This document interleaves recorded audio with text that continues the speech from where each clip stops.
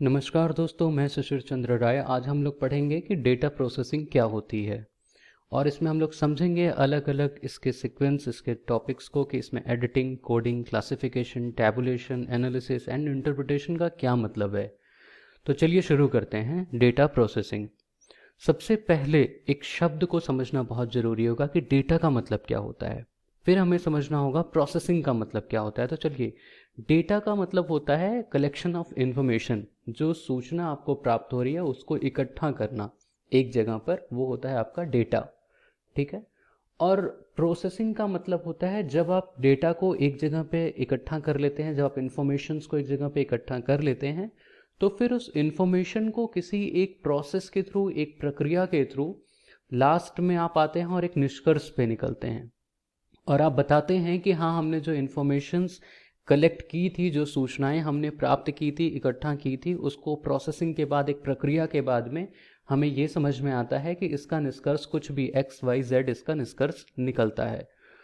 तो जब से आपने सूचना को कलेक्ट करना शुरू किया उस वक्त से लेकर के, और जब आप फाइनली एक निष्कर्ष पे, कंक्लूजन पे आए, आपने अपना एक इंटरप्रिटेशन उस पर दिया, तो वो जो पूरा एक प्रक्रिया होता है शुरू से अंत तक का, उसको हम कहते हैं प्रोसेसिंग। ठीक है। उम्मीद करते हैं आपको ये दोनों शब्द समझ में आ गए होंगे, डेटा क्या है और प्रोसेसिंग क्या है।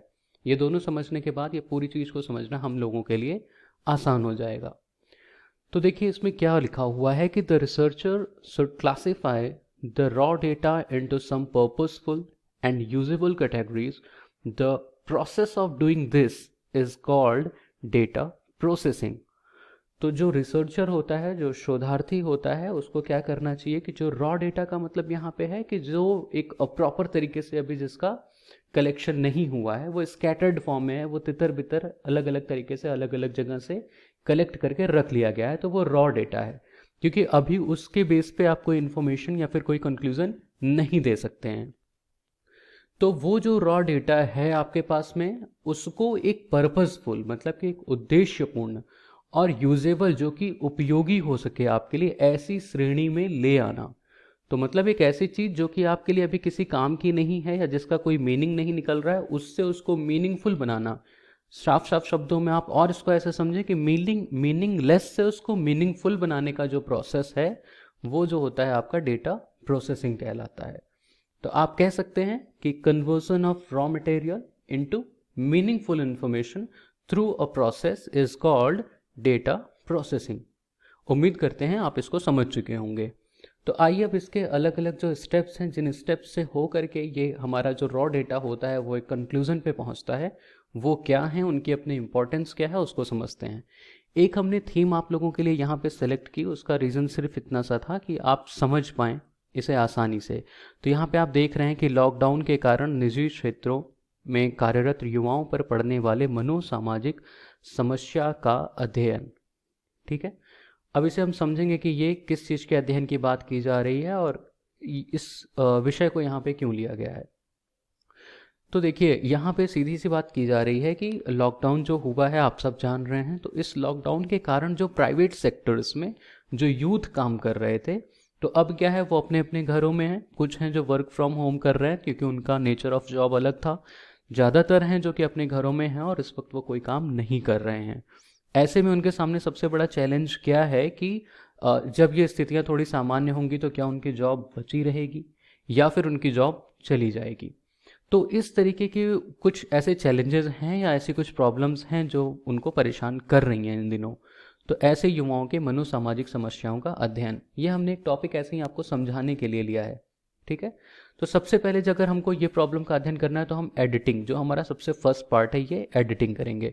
तो एडिटिंग का मतलब क्या होता है कि इसमें जो भी हमारे पास में इंफॉर्मेशंस का कलेक्शन था, उसको हम देखेंगे कि वो क्या हमारे लिए यूज़फुल है या फिर उसमें कहीं कोई दिक्कत है तो हम उसे सही करेंगे। जैसे मान लीजिए इसको ही करने के लिए, एडिटिंग के लिए आपने युवाओं को अध्ययन करना था आपको, तो आप एक क्वेश्चनायर तैयार किए। क्वेश्चनायर उम्मीद करते हैं आपको पता होगा, जिसे हम कहते हैं प्रश्नावली। उसमें क्या होता है, आप कुछ प्रश्न बनाते हैं जो कि आपके ऑब्जेक्टिव्स को पूरा करने में मदद करते हैं। आप जो इन्फॉर्मेशंस कलेक्ट करना चाहते हैं वो उसमें लिखा होता है। तो आपने क्वेश्चनर में कुछ भी प्रश्न ऐसे वगैरह बनाए कि आप क्या जानना चाहते हैं, युवाओं का शैक्षिक स्तर जानना चाहते हैं, उनकी पारिवारिक पृष्ठभूमि जानना चाहते हैं, युवाओं के बारे में उनकी अपनी बेसिक इन्फॉर्मेशन जानना चाहते हैं, जिससे आप ये समझ सकें कि हाँ उन पर कितना फ़र्क पड़ रहा है। तो ये हुआ आपका एडिटिंग। तो हो सकता है जब आपने क्वेश्चनर बनाई हो, वो क्वेश्चनर आपने दी तो उसमें कुछ चीज़ें कोई लोगों ने भरी हों, किसी ने उसको फिल ना किया हो प्रॉपरली। तो एडिटिंग का जब टाइम आता है तो उन चीज़ों को आप ध्यान देते हैं कि आपके लिए कौन सा उसमें काम का है, कौन सा नहीं है, उसमें किसी भी तरीके की डिस्क्रिपेंसीज ना रह जाए, इसका पूरा ध्यान एडिटिंग में किया जा सकता है। तो साफ शब्दों में हम कह सकते हैं कि एडिटिंग में क्या होता है कि डिस्क्रिपेंसीज जो होती हैं उसको क्या किया जाता है, रिजॉल्व किया जाता है, उसे हटाया जाता है। ठीक है। फिर सेकेंड स्टेप हमारा उसमें आता है कोडिंग।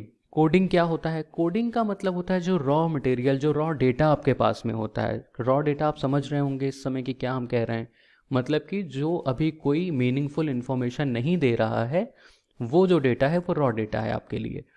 तो जो आपके पास में रॉ डेटा है उसको आप कुछ सिंबल्स देते हैं और सिंबल्स में ट्रांसफॉर्म करते हैं। तो ये जो categorise of data transform into symbols is called as coding.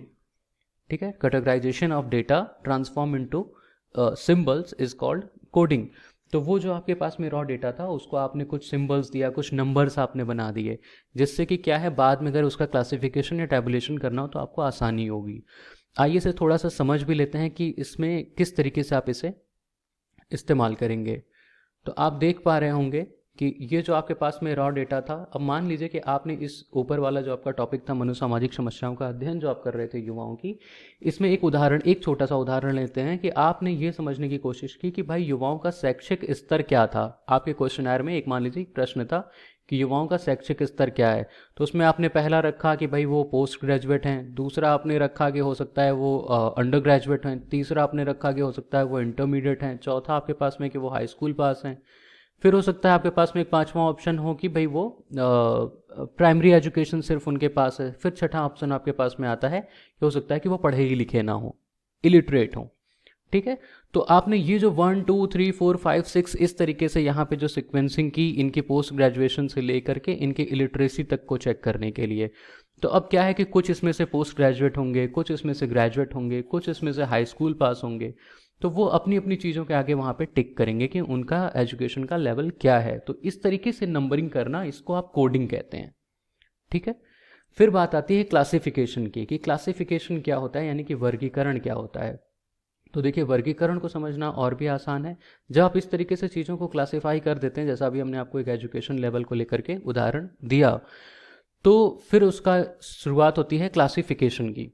ठीक, अब आपने अलग अलग श्रेणियों में उसको रख रखा था, अब सिर्फ आपको क्या करना है, आपको देखना है कि आपका जो अपना उद्देश्य था, जिस उद्देश्य के साथ में आपने इस रिसर्च को स्टार्ट किया था, क्या उससे संबंधित जानकारी आपको इस टेबल में या फिर इस पूरे कलेक्शन में कहीं पे मिल रही है। ठीक है, अगर वो मिल रही है तो आप उसको उस जानकारी के अनुसार उसको क्या करेंगे, वर्गीकृत करेंगे, आप उसे क्लासिफाई करेंगे। कि जैसे मान लीजिए क्लासिफिकेशन में ही आप एक चार्ट बना लेंगे। यहाँ पे जब आप क्लासिफिकेशन की बात कर रहे हैं तो यहाँ पे आपने अपना बना लिया एक चार्ट कि हाँ भाई जो पोस्ट ग्रेजुएट वाले बच्चे थे उसमें से कितने को समस्याएं आ रही हैं, किस तरीके की आ रही हैं, जो अंडर ग्रेजुएट थे उनको किस तरीके की आ रही हैं, जो सिर्फ हाई स्कूल थे वो किस तरीके का काम कर रहे थे, उनकी नेचर ऑफ जॉब क्या थी और उनके साथ में प्रॉब्लम्स किस तरीके की आ रही हैं। ये बात जरूर ध्यान रखिएगा कि जिस तरीके का जिसका शैक्षणिक स्तर होगा उसकी समस्याएं उसी तरीके की होंगी, सबकी समस्याएं अलग अलग होंगी, एक जैसी समस्या नहीं आ सकती है। ठीक है, मुश्किल है।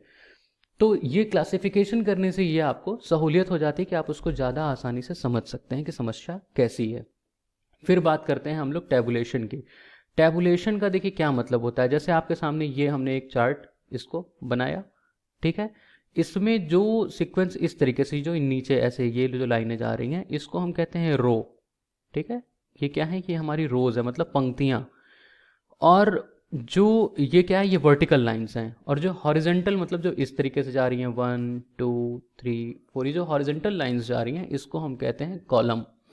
तो रो और कॉलम में अपनी पूरी इंफॉर्मेशंस को रखना जो होता है वो प्रक्रिया जो होती है आपकी टैबुलेशन कहलाती है। तो आप समझ चुके होंगे टैबुलेशन का मतलब क्या हुआ कि arrangement of data into row and column. ठीक है।